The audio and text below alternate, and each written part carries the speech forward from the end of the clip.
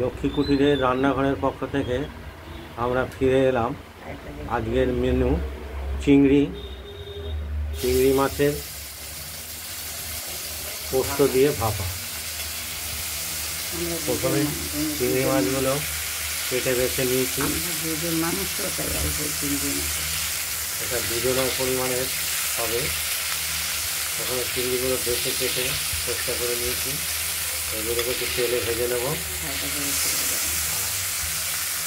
পোস্ত, কাঁচা লঙ্কা এটা আমরা বেটে রেখেছি।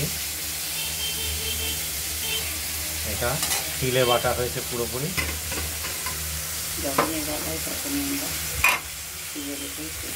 ধীরে ধীরে চিংড়িগুলোকে ভাজতে থাকবো।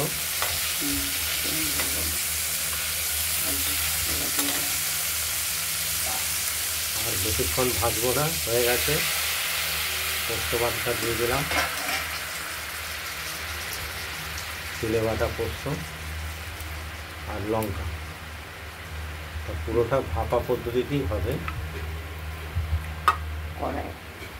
কড়াইতে।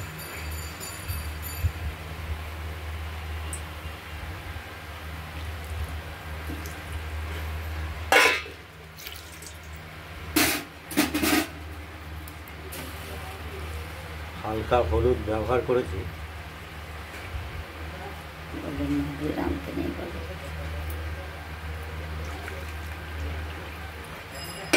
এটা একটু নাড়াচাড়া করে ঢাকা দিয়ে রাখবো কিছুক্ষণের জন্য।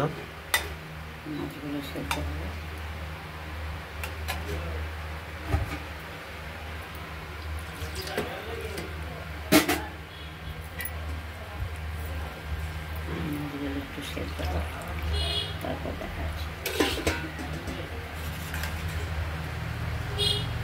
একটু সামান্য মিষ্টি দেবো।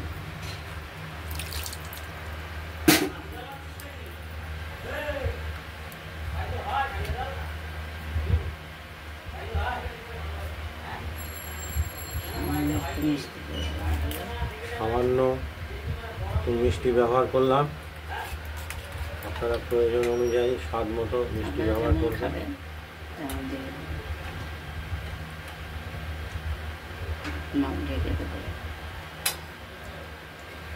এটা ঢেকে দিলাম। মাছটা সেদ্ধ হয়,